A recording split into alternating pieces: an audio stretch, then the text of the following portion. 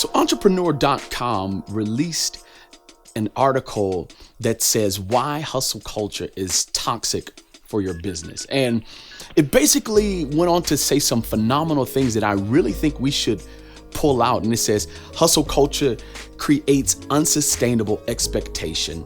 It creates and promotes unhealthy lifestyle.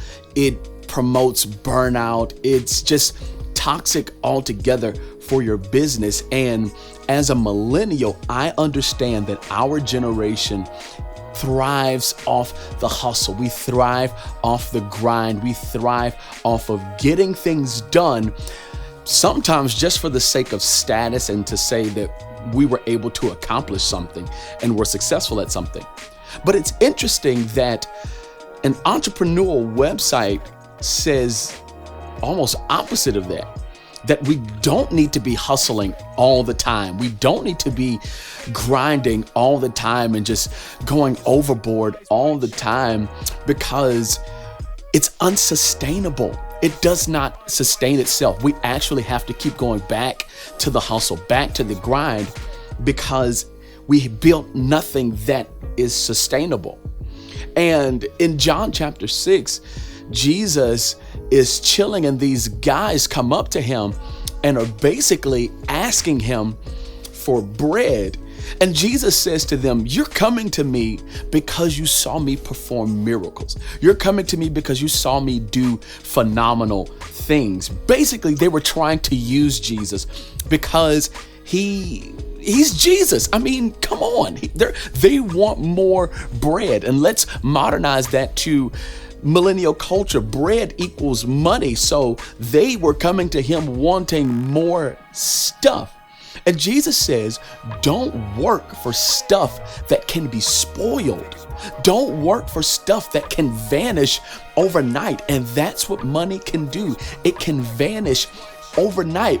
And yet we're still hustling and trying to run after it and trying to acquire as much as we can.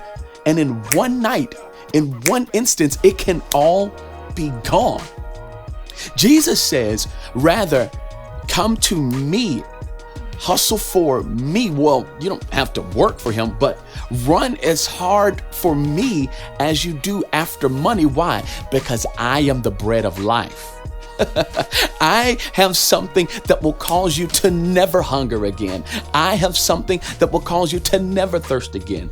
I have something that would cause you to never lack again. This is why I will always advocate for Jesus over hustle.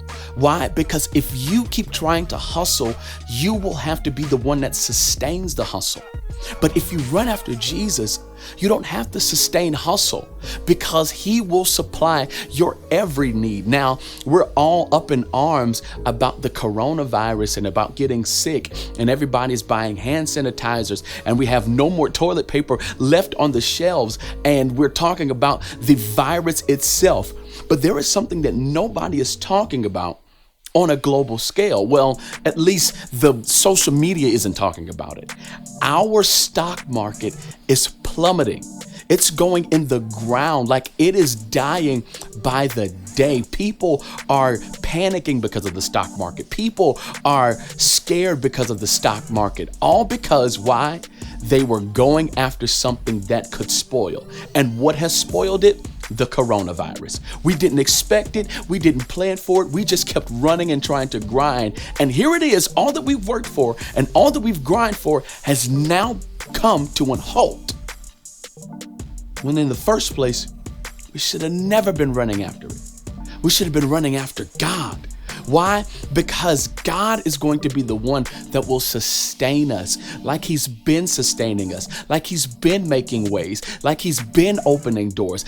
Jesus is the bread of life. Stop chasing money and start chasing Jesus.